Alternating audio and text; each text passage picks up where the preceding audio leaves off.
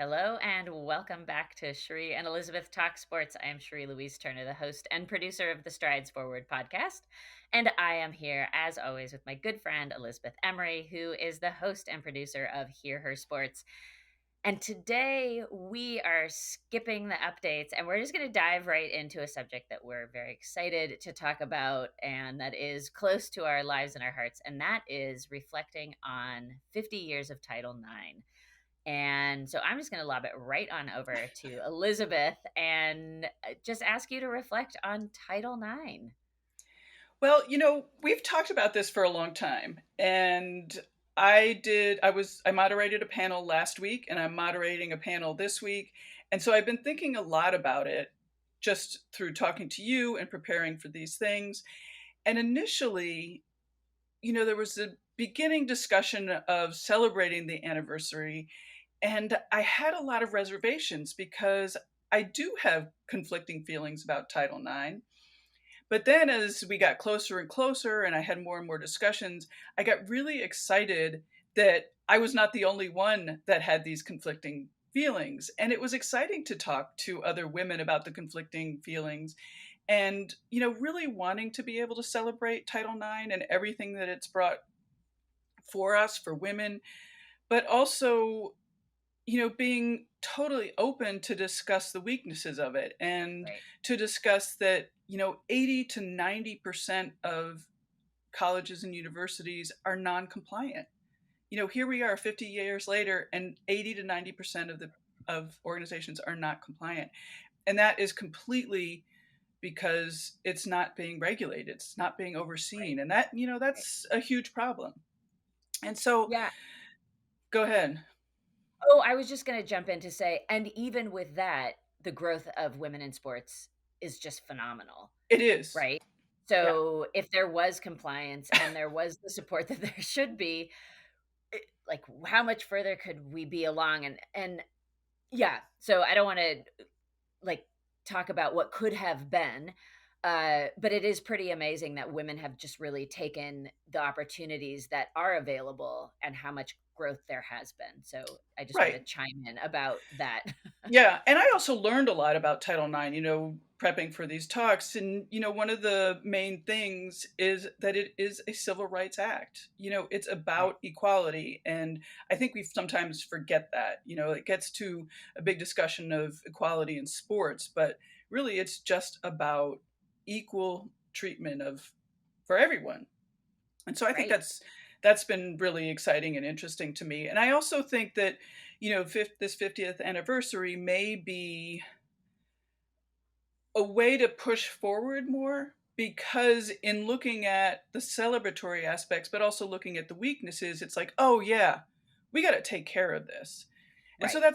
that's super exciting to me. And I also think that for me anyway, it's a reminder it's a reminder of what's been good and also what's been bad and how little people know about female athletes and women in sports. I mean, just an example I recently thought of is I went to the doctor, I don't know, a month ago about inflammation in my knee.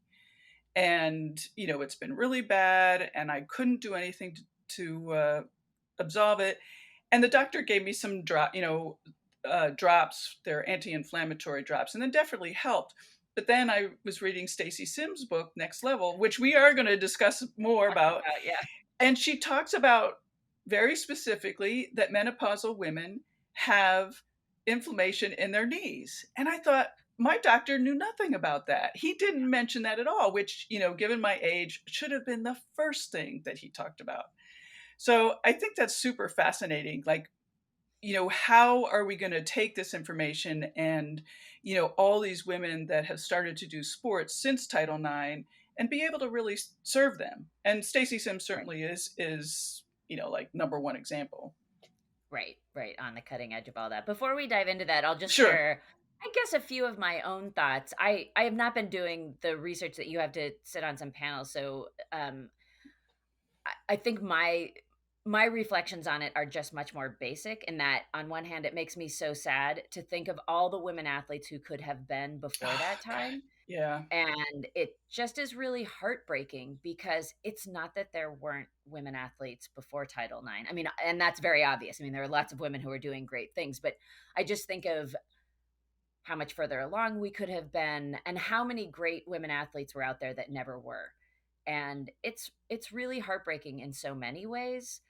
And I'm thankful to have grown up in the age of Title IX, where those opportunities were starting to come along. But I look back and I'm like, there was still so much sexism. And, you and I have been very keen to talk about the fact that we need to call this what this is when there Right. are inequities, and that is that it's sexism. And it is purely because one person was born into a body that is a woman's body and one person was born into a body that was a men's body. And that's the only difference. Right.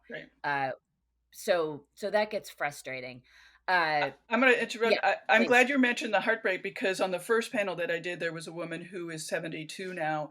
And I ended up choosing her to be on the panel because when we first spoke, which had to have been 5 years ago, she told me the story. And honestly, I cannot tell the story without weeping. And I can tell it. I'm Oh, getting there now. Is that she said, like she watches TV, she watches women's soccer games, and she said that could have been me. yeah. It breaks my heart. Yeah. I'm gonna take a moment to cry. Uh, yeah, yeah.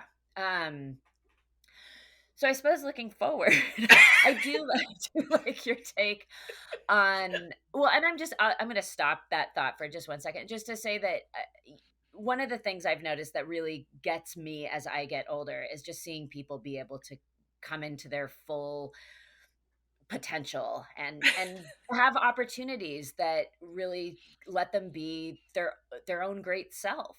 And I see sports as a place that, it's been so lacking for women, and it's a place that, it has informed my entire life. And I just think, my God, if I didn't have sports, like, it would be my life would not be what it is. And I and think and that's not even yeah and not even being a competitive athlete, like, I just being able to move my body in a purposeful way, it just brings so much to my life. That's why we do these videos, that's why we yeah. do our podcast, that's why we want to talk to women about these things all the time.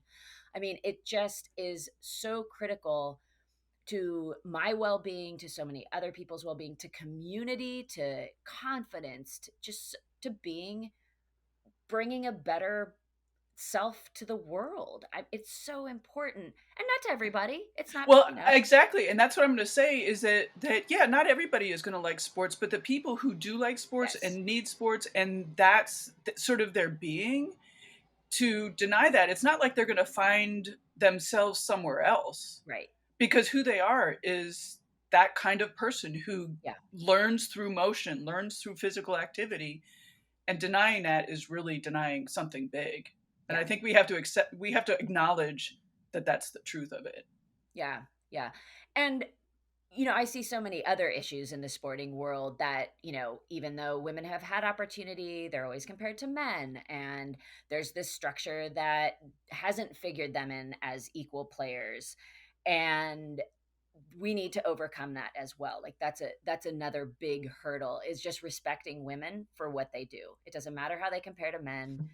Right. It just to respect them for being able to do these things well, to do them at all, to have an interest, to really just respect their participation in this greater thing that wasn't created for them. And I think that that is going to be, I mean, we have to get over this, 80+% of schools aren't following the Yeah. rules is just so disgraceful.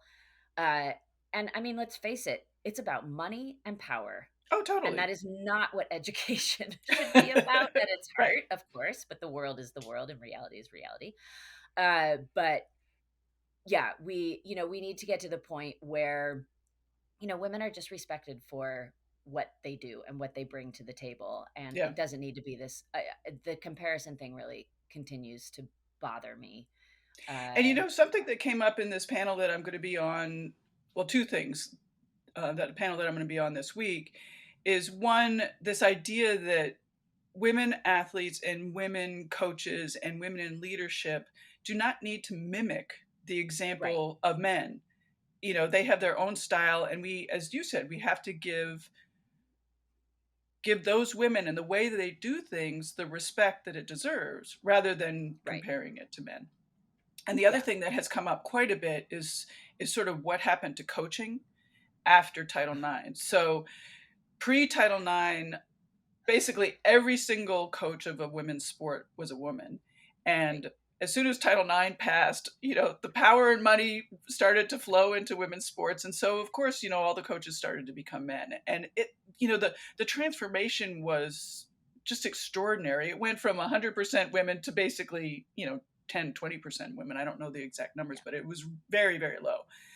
And Yeah. so we definitely have to figure out how to change that back. And something that I've been thinking about too is, pre Title IX, as I said, all the coaches of women's sports were women and they were fine with doing the coaching. They were fine with, teaching a high school class and coaching. And then suddenly there were no women who wanted to do that job because they couldn't travel with their because they had families or they weren't sure of themselves or like a billion excuses that you hear over and over again. So what happened with that transition? Like, why was it totally possible for women to do the job pre-Title IX and then suddenly afterwards it wasn't? I don't get it. And maybe it's just that the men coming in changed the environment or changed the expectations. I don't know, but it's something that definitely needs to be looked at. Well, and I want to go back to what you said about wanting or being able to, because I wonder if that's an excuse for lots of things, like why we don't see more diversity Of in course. all over the place. Like, well, maybe they just don't want to. And it's like, I don't think that's true. you know. You don't Uh want them to want to. well, exactly. You've made it, and maybe the system got changed enough to where it's like, I just don't want to do this. We see this in sports journalism. Like, you hear horror story after horror story of how women are treated in sports journalism, and so they go do something else. And it's Right, not that they right. don't want to be sports journalists; it's that it is so awful to be in that role, and you have to put up with so much harassment and very horrible work conditions that people just say, forget it. So, yeah. So the whole Yeah. want or don't want, or, yeah, it's just, Yeah. And you bring up another point that I've been thinking about is, there are some women, pre-Title IX who became athletes. They were yes, born in the 20s and they became these famous athletes and they knew that they wanted to do sports. But I think we have to be careful about not holding those women up as like we all should have been like that. We all should have been able to overcome the right, sexism right. or the barriers, and it's just not going to happen. It's and Yeah, and it does all the other women a real disservice to say, like, you should have been able to manage that. If you wanted to do right. sports, you should have gotten it together. Yeah. You should have fought harder. You should have stood Right. up more. Yeah. Yeah. Uh, yes. I will leave that there. So, the other thing we wanted to talk about was Stacey Sims and Right. Next Level, Stacey Sims and Selene Yeager's new book about going through perimenopause and menopause as an active woman. And part of what we see, because we've talked about this, part of what we see as why these two things go together is that when you have more active women, then there's more interest in learning about women specifically. And Stacey Sims is certainly on the forefront of this. Sure. She and Selene Yeager did the Roar book several years ago, and that, spread like wildfire because it was the book first book dedicated to women athletes and their specific physiology. And one of their main goals was to overcome the stigma around talking about periods, which we still have a very long way to go for that. Yeah. And now with this new book, part of their mandate is that they want to help overcome the stigma of talking about menopause. So and they're doing a bang up job. And I mean, I see legions of women out on social media and, Yeah. Facebook and Instagram and all sorts of places like, let's talk perimenopause, menopause, and all these other things. So it's really wonderful to see. But I think that, these two things, we see them very much going hand in hand because as all these active women from 50 years ago, start to age like where we are and entering perimenopause and menopause, uh, you know, we we have an interest in knowing more about our physiology and how to deal with these very chaotic times, Elizabeth. So let's switch over and talk a little bit Yeah. about next level and talking about going through menopause as athletes. I'll lob it back over to you again.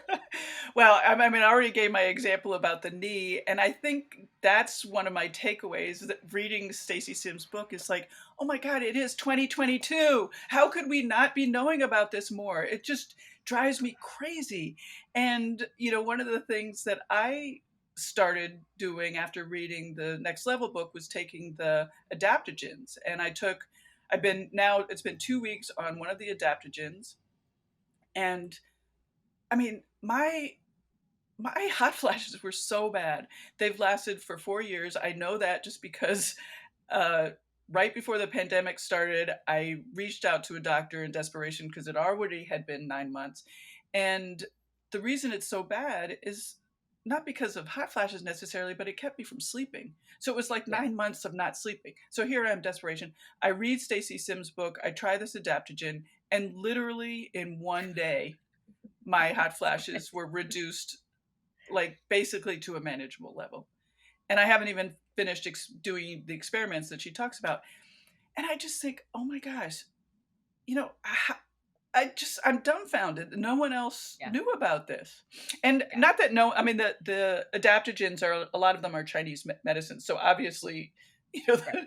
the Chinese herbalists knew about this, but nobody that I spoke to. I mean, and I've spoken to other people and they've all had the equally miraculous results from these adaptogens, and that it's not mainstream, it just blows my mind. Well, right. And I have been reflecting a lot on like why is it that with the book coming out, it's such a big deal because Yeah. this information's been out there. Like Selene Yeager, Stacey Sims, they've been talking about a lot of these things. Like I was using some of these adaptogens before, and I don't know, there's something about having this one tome to refer to all the time and everything's in one place and it just I don't know, it's really been a game changer for me because I did the same thing where I was starting to come up on some symptoms that were really really getting to me, and I was inspired by your great turnaround, and I thought, I'm going to go back to these adaptogens and I'm going to be very very specific about how much I use every day, follow the formula that she suggests in the book, and I'm going to, write it down, and I'm not very good at tracking things, so I'd be a horrible person for science experiment, but I've had a similar turnaround where all of a sudden I'm like, I feel so much better. Yeah. And I'm excited to implement more of the things that she talks about. I've implemented many of them already, sort of by chance, some of them, and then other ones like lifting heavy stuff, she says. I've been doing that for a while. I think I don't do it enough. So I'm curious to explore doing like fewer reps and Hmm. heavier weights and those sorts of things that she talks about. But the one thing that has really started to hit me as I was thinking about talking to you about this today is that even though menopause can be really awful, and like let's not, you know, let's not try and like sugarcoat this whole situation. Like menopause can be really difficult. You are going through a major hormone chaos, and it affects your emotions. It affects, like, I've had trouble like thinking about like, am I angry because I should be angry? Am I angry because my hormones are out of balance? Like, Right. because anger is a very common Yeah. part of going through menopause. It's something many women experience. It's just this extreme anger Yeah. that feels a little out of whack, and just all sorts of other things that are very mood related that can be real tricky to navigate because it's like, but maybe it could be this, maybe it could be that, and maybe it's just your hormones and you don't know. But I'm getting Is around to this the positive part. Oh, before you Oh go, no. this is all really fun for family members, by the way. Yeah. Yes, exactly. For the rest of the world. Well, but and this is where the bad stereotyping comes into play because it's like women go crazy. Yeah. Um and I think we have to admit that like I felt very off balance at many Oh, times, totally. but the fact that this is becoming more of a conversation means that I can talk to friends about this and not feel like a total weirdo, that Right. I can talk about this in a public forum like YouTube Yeah. and feel like, you know what, that's okay because I also have resources to deal with it.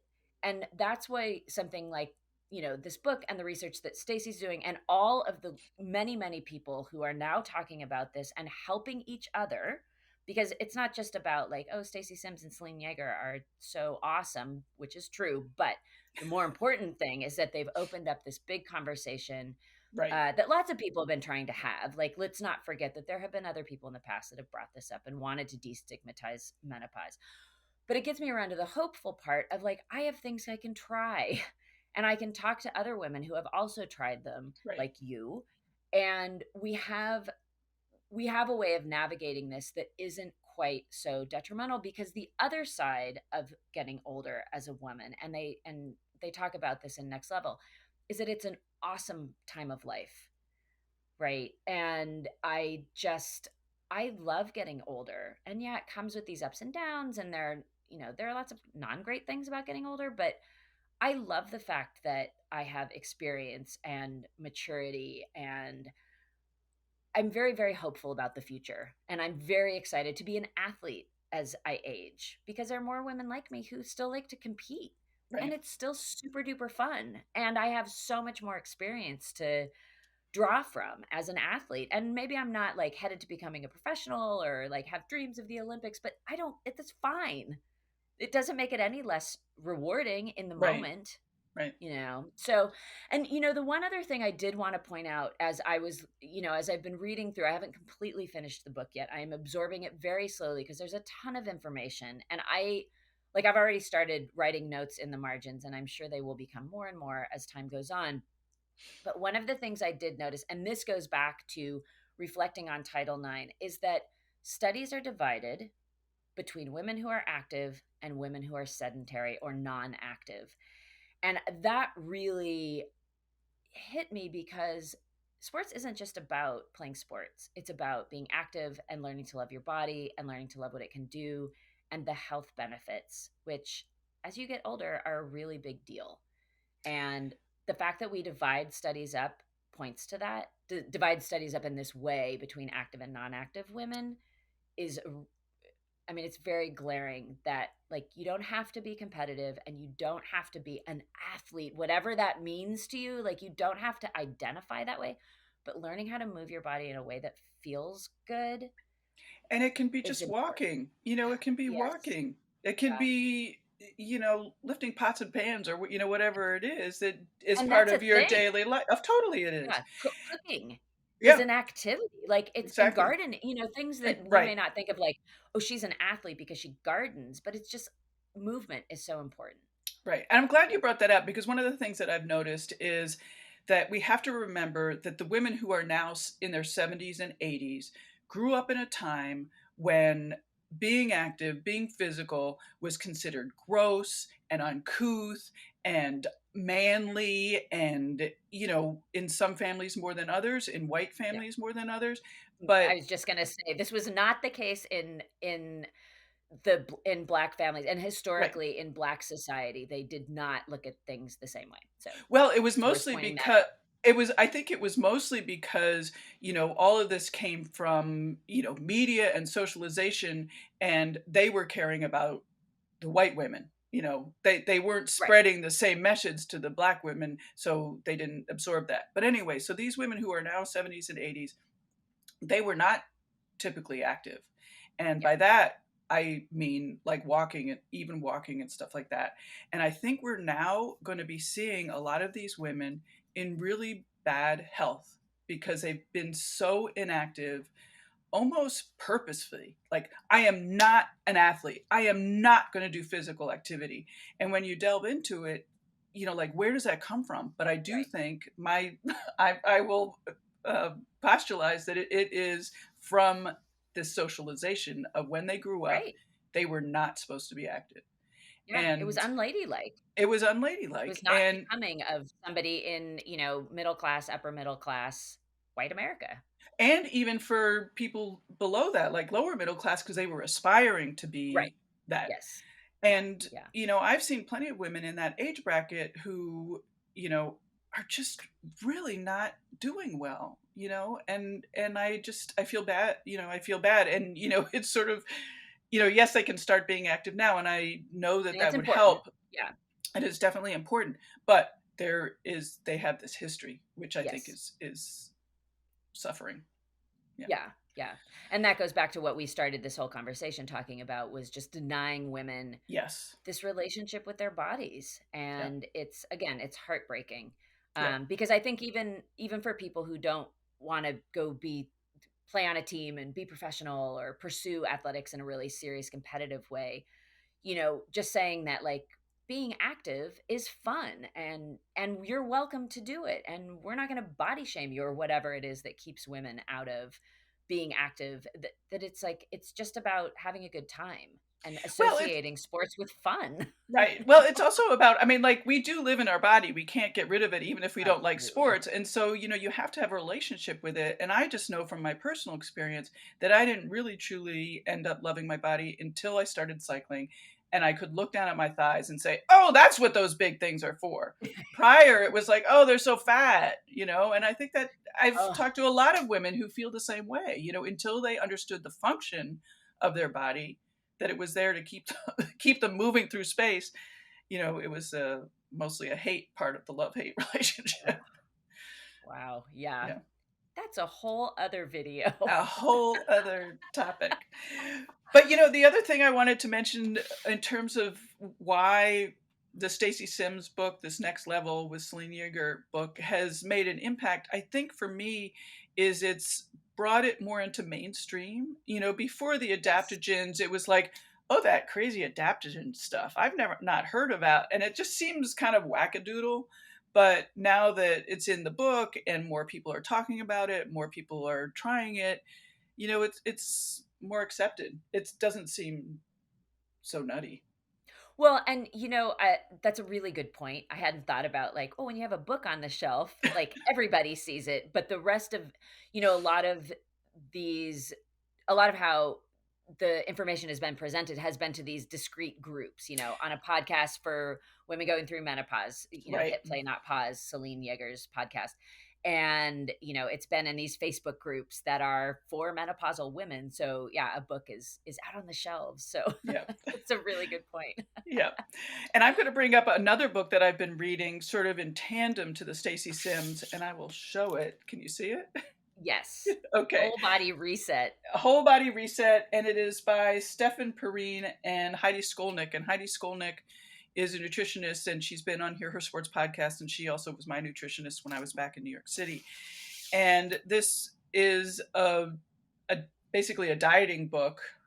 I hate to say diet, but anyway, it's a how to It's a book eat. about nutrition. It's a book about nutrition for middle age and beyond. And I will say sometimes I get a little confused with Stacey Sims stuff about, like, okay, I read it, I understand it, and then I go, what am I exactly supposed to do?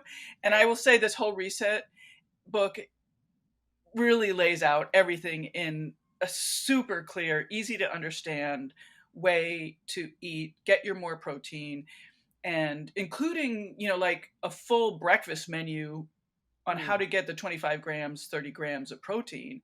And I should start by saying that this book definitely mimics Stacey Sims' interest in women and men, actually, of the middle aged getting more protein. So it's been really helpful to realize, like, okay, I need an egg and yogurt and some nuts, Oh like my for gosh. breakfast, Yeah. if I'm going to really get that as much as they're saying. And that's one thing I've been focusing on, just going back to Stacey Sims and things I've been taking in from there, is trying to get more protein throughout the day, and Yes. specifically at breakfast, because that seems super important, both for Sims and for the Heidi Skolnick book. Right. And it's interesting because I know we've talked also about the how to follow the next level book, like, what's the specifics? And I think you're much more you'd be a much better I would science be. student than I would, because I actually sort of like the open-endedness a little bit of trying things out. Yeah. And I've been on this, I don't want to call it a kick, because it really is a lifelong interest in getting to know my body better, like getting to listen to my body more, Yeah. because, and, athletes will talk about this all the time, that a lot of what we're sort of taught being competitors is just to ignore all the signs from our body and just push through. And I Yeah. really, I'd like to see that change over time, because listen, I'm trying to get rid of those habits and work in more habits about just listening to my body and really doing what it's asking for. And so I feel that I get that out of reading the Stacey Sims book, where it's just sort of like, here's some guidelines, and it does take some time, and and there's a lot of trial and error, but that over time, I feel like I'm much better at responding to what my body wants and needs. And one of those things is I've actually been yearning to do yoga, which is very unlike me. I do yoga because I know it's good for me, Yeah, but I haven't always been like, that's just what I want to do. But I know my body really wants to do it. And recently, like, I have spontaneously, like, put that's up my awesome. video to do yoga. And I'm very impatient around these things, and I've started, like, I did a 1 hour online class the other day, Maureen Kane Yoga on YouTube. She's a friend, but she's also a great instructor. And I felt so much better. And Of course. and then I'm reading along in Stacey Sims' book, and it's just like, oh, yoga is really great for women who are going through perimenopause Yeah, because it helps you calm down your system, and all sorts of other yeah, great benefits, yeah, but yeah, that's one of yeah. She has a great bit about yoga. I will share my experiences with wanting to follow science. I mean, I totally agree about following your body, or listening to your body. But for me, what I found was I had been eating a lot of protein, but reading Sims and reading this Heidi Skolnick book, I've been tracking, and I'm a Right. terrible Yeah. tracker. I have limited patience, but I was like, okay, I really want to see, like, am I in fact getting the amount of protein that both of these people are recommending, because they're both Right. recommending the exact same amount, so there must be something about that. Interesting. I Yeah. want to see if, like, how do I actually achieve that amount, because it's a lot. It's a lot, and it's also very different than what I had gotten in the past.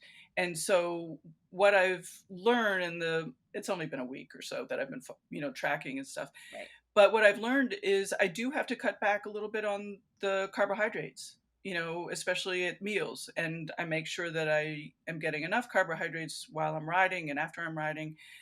But I think this is going to be the learning process for me. It's like, Right. how do I get that amount of protein?